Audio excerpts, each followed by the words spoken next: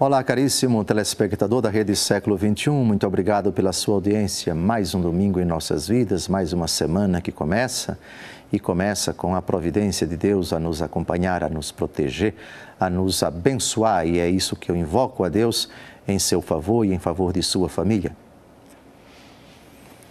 Hoje, o tema que já vem sendo desenvolvido há vários programas é o tema da predestinação. 500 anos depois da decisão de Martinho Lutero de se separar da Igreja Católica, no dia 31 de outubro de 1517, quando ele afixou nas portas do castelo de Wittenberg, a cidade onde ele era pároco, ao sul da cidade de Berlim, na Alemanha, afastando-se assim da Igreja Católica Apostólica Romana, suas doutrinas foram disseminadas na Europa daquele tempo e teve muita acolhida em muitos lugares. E na Suíça, exatamente em Genebra, um admirador de Lutero, que se tornou também um reformador naquele país, João Calvino, à luz do ensinamento de Lutero, propugnou uma ideia muito esquisita. Deus predestina algumas pessoas para o inferno. O pensamento de João Calvino foi o seguinte: Deus sabe de tudo antes de que as coisas aconteçam. Deus é eterno, o seu pensamento, o seu conhecimento é eterno. E antes de criar o mundo e as pessoas, Deus já sabe de antemão aquelas que vão para o céu e aquelas que não vão para o céu. Isso significa aquelas que vão para o céu são os seus. Deus tem os seus, são os eleitos, são os escolhidos. Esses então são predestinados para o céu. E irão para lá obrigatoriamente, inevitavelmente. Já os outros, que não são os de Deus, são criados, mas para o inferno. São predestinados para o inferno. Em síntese, essa é a doutrina de João Calvino, que não foi novidade na época em que ele apresentou isto. A predestinação para o inferno já havia sido divulgada, disseminada dentro da igreja 1000 anos antes de Calvino nascer. No século VI, ano 526, 27, etc., o que levou a igreja, no segundo concílio regional de Orange, na França, a condenar essa doutrina nesses termos: se alguém disser que Deus predestina alguém para o mal, seja anátema, ou seja, seja excomungado.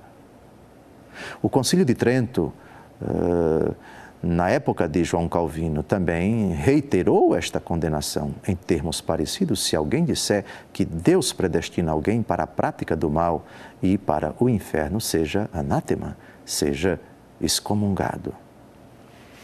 Retomamos esse argumento. Hoje nós vamos falar exatamente desta afirmação que é bíblica, mas que João Calvino deu um sentido diferente. Deus tem os seus. O que Jesus vai dizer em outros termos: muitos são os chamados, poucos os escolhidos. Então, o que Jesus chama de escolhidos, esses 3 textos do Novo Testamento evocam a ideia parecida: Deus tem os seus. Ou Deus falando: esses são os meus. Vamos primeiro a Jeremias capítulo 1, versículo 5. Antes que ele fosse gerado no seio de sua mãe, ele já havia sido concebido por Deus, já havia sido querido, desejado por Deus, amado por Deus, predestinado por Deus. Vamos ao texto. Antes que no seio fosses formado, eu já te conhecia. Antes de teu nascimento, eu já te havia consagrado e te havia designado profeta das nações. Ou seja, antes de o profeta existir, Deus já o conhecia. E conhecia tudo da vida dele, todos os pensamentos dele, todas as palavras dele, todas as atitudes dele. Certa feita, uma pessoa me perguntou: se nosso Senhor Jesus Cristo, que é Deus com o Pai, já sabia antes de criar Judas Iscariotes, já sabia que Judas Iscariotes iria traí-lo? Por que ele criou Judas Iscariotes? Por que ele chamou Judas Iscariotes? E eu, de forma bem educada, disse: você já pecou alguma vez na vida? A pessoa respondeu: muito. Disse: ué, e Deus já sabia disso? Por que Deus criou você? Obviamente que ele ficou um pouco engasgado. Saber de antemão da fraqueza que uma pessoa vai conhecer, isso não é motivo para Deus não criá-la. Deus cria por amor, o amor é gratuito, mesmo sabendo que ele vai errar, mesmo sabendo que ele vai pecar. Eu amo. Antes que eu te gerasse no seio de tua mãe, eu te conhecia, eu te consagrei. Isso é dito ao profeta Jeremias, que, como todos os seres humanos, exceção feita à Virgem Maria, cometeu pecados. O conhecimento prévio de Deus não ignora os pecados, as fraquezas, as limitações do ser que ainda vai ser criado. O amor de Deus, apesar disso, e mesmo levando em conta também essas fraquezas, das quais Deus não terá nada a ver com isso, saberá a providência divina socorrê-lo, tirá-lo da miséria, se ele quiser, se ele for dócil à ação do Espírito Santo. O pai, na parábola do filho pródigo: pai, da minha parte da herança que me cabe. O pai é símbolo de Deus, simboliza Deus, representa Deus. O pai sabe que o filho vai voltar. E antes de voltar, que vai cometer muita cabeçada, fazer muita loucura na vida, mas respeita a decisão do filho e espera pacientemente na porta de casa até o retorno do filho. O pai sabe de antemão da loucura que o filho vai fazer, dos pecados que vai cometer, do nível baixo, moralmente falando, a que ele vai se sujeitar, chegando até a comer a comida dos porcos ou desejar comer a comida dos porcos sem que ninguém lhes dê.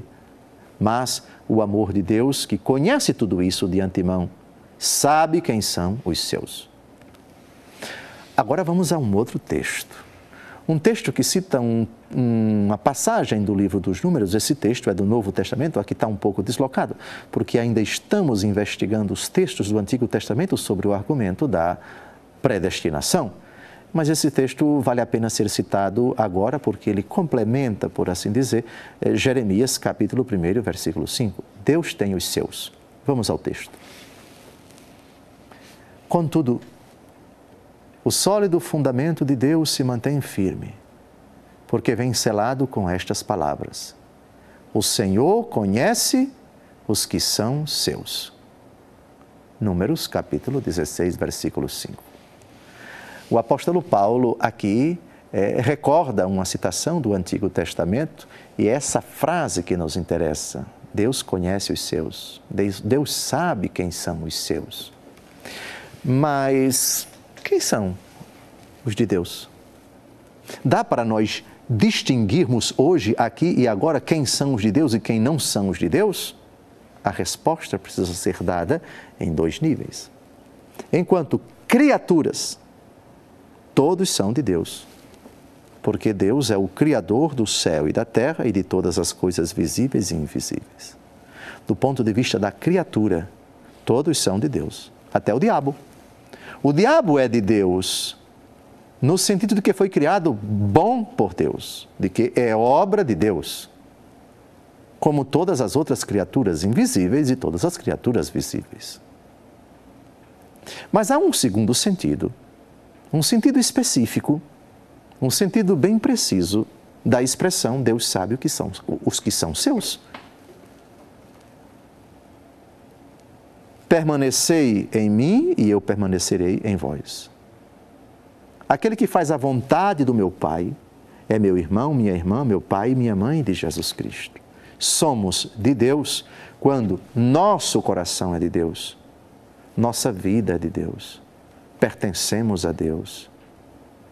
Nossa inteligência, nossos pensamentos, nossas palavras, nossa existência toda pertencem ao Senhor. Eu sou teu.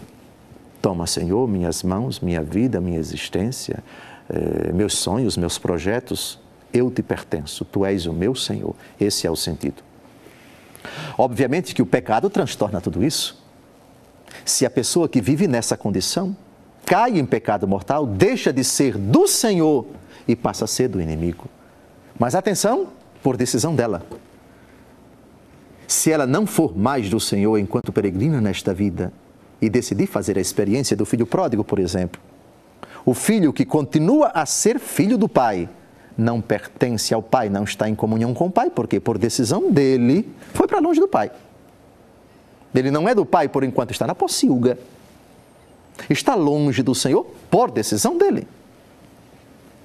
Isso é importante para que a frase de Jesus, por exemplo, muitos são os chamados e poucos os escolhidos, como se Deus tivesse sua casta, o seu grupinho, o seu clube do bolinha, não tem nada a ver. Por favor, Deus tivesse os seus seletos e esquecesse os outros, desgraçados, saiam daqui, eu só tenho esses meus. Isso é blasfêmia. Somos do Senhor enquanto criaturas. Portanto, o diabo é do Senhor, como eu sou do Senhor, como todas as criaturas são do Senhor, porque viemos dele, porque somos obras das mãos dele. Mas no sentido específico, teológico, salvífico, pertence ao Senhor. Deus tem os seus, enquanto esses lhe obedecem, enquanto esses lhe são dóceis, enquanto esses são fiéis à sua palavra.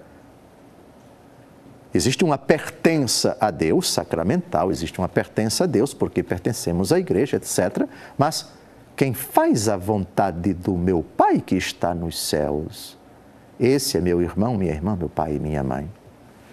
Aquela casa edificada sobre a rocha, contra a qual sobrevieram chuvas, tempestades, procelas, mas a casa não caiu, é aquele que ouve a palavra e a pratica. Este pertence ao Senhor, porque docilmente renuncia ao pecado e docilmente vive para o Senhor na obediência à sua palavra, no seguimento do seu evangelho, na docilidade ao Espírito de Deus. Temos ainda o Salmo 68, versículo 29. Sejam riscados do livro dos vivos e não se inscrevam os seus nomes entre os justos. Uma outra maneira que a Bíblia encontra para falar daqueles que pertencem ao Senhor, os que estão escritos no livro. Daniel capítulo 12, versículo 1. Naquele tempo, surgirá Miguel, grande chefe, o protetor dos filhos de seu povo, será uma época de tal desolação, como jamais houve igual desde que as nações existem até aquele momento. Então, entre os filhos de teu povo serão salvos todos aqueles que se acharem inscritos no livro. Livro da vida é uma expressão também que aparece no livro do Apocalipse. Disso vamos tratar no próximo programa. Retomaremos também esses dois versículos. O livro da vida não significa dizer que estava escrito nas estrelas e que Deus já tem os seus seletos. Sim, Deus quer que todos se salvem, mas Ele eternamente já sabe daqueles que, vindo à existência, serão fiéis a Ele até o fim, ou seja, os salvos.